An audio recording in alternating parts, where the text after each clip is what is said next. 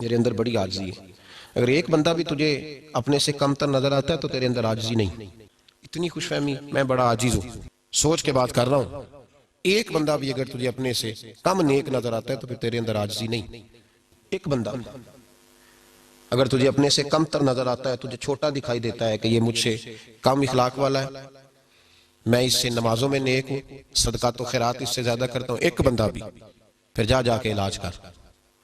حضرت عمر فاروق رضی اللہ تعالیٰ عنہ ارشاد فرمایا کرتے تھے, اگر قیامت کے دن اعلان ہوا نا سارے لوگ بخشے گئے ہیں, ایک بندہ رہ گیا ہے جس کے لیے دوزخ کا فیصلہ ہے, تو فرمایا مجھے ڈر لگتا ہے وہ عمر ہوگا. اتنی عاجزی کہ وہ گنہگاروں کی لسٹ میں اپنے آپ کو سب سے آخر میں شمار کرتے ہیں.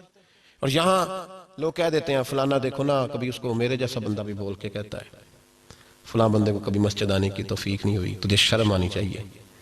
تو اپنی حیثیت کا تعین تو کر, تیری اوقات ہے تو اللہ کے گھر میں داخل ہو سکے. اس کی کرم نوازی نہیں کہ کروڑوں لوگوں میں چن کے تجھے اس نے سجدے کی توفیق عطا کر دی. ہماری خوش فہمیاں روز کی بنیادوں پر بڑھتی چلی جا رہی.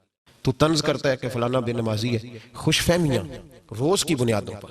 حضرت ابو بکر صدیق رضی اللہ تعالیٰ عنہ کے وصال کا وقت آیا تو حضرت عائشہ صدیقہ سے فرمانے لگے, بیٹی کہ حضور کس طرح لیٹے تھے؟ کہ اسی طرح جس طرح آپ لیٹے. جس دن نبی پاک علیہ السلام کا وصال ہوا حضور نے کپڑے کس طرح کے پہنے تھے؟ عرض کی حضور ابا جی اسی طرح کے جس طرح کے آپ نے پہنے ہوئے. کہا نبی پاک صلی اللہ تعالیٰ علیہ وسلم کے وصال کے دن کون سا تھا؟ کہا وہی دن ہے جو آج گزر رہا ہے. حضرت عائشہ رو پڑی اور کہنے لگی آپ یہ کیوں پوچھ رہے ہیں؟ فرمانے لگے زندگی حضور کے طریقے کے مطابق گزارنے کی کوشش کی ہے, دل کرتا ہے دنیا سے بھی اسی طریقے سے جاؤں جو میرے نبی کا پسندیدہ طریقہ ہے. معیار تو بناؤ نا یار. حضرت سیدنا عثمان غنی رضی اللہ تعالیٰ عنہ اکیلے تنہائی میں اپنے واش روم کے اندر غسل کرتے تھے تو پھر بھی کپڑے پہن کے. ایک شخص نے کہا حضور اندر تو جائز ہے, بہت سارے لوگ بغیر کپڑوں کے غسل کرتے ہیں, تو آپ نہاتے وقت بھی کپڑے استعمال کرتے ہیں؟ تو فرمانے لگے جب میں باہر ہوتا ہوں تو بندوں سے شرماتا ہوں, اندر جاتا ہوں تو رب سے شرم آنے لگتی ہے. ہمارے ہاں لوگ خوش فہمی کا شکار, میرے جیسے بہت سارے لوگ اس خوش فہمی کا شکار ہیں کہ ہم بہت بڑے نوکر ہیں نبی پاک صلی اللہ علیہ وسلم کے دین, ہم بڑا کچھ کرتے ہیں, ہم بڑے محنتی ہیں, ہم نے بڑا کردار ادا کیا, صبح سے شام تک ہم اللہ اور اس کے رسول کا پیغام دیتے ہیں, بڑے سفر کرتے ہیں, بڑی جد و جہد کرتے ہیں. بھائی بڑی جلدی تو خوش فہمی کا شکار ہو گیا ہے. یہ رسول اللہ کی غلامی ہے صلی اللہ علیہ وسلم, یہ نبی پاک کی غلامی ہے.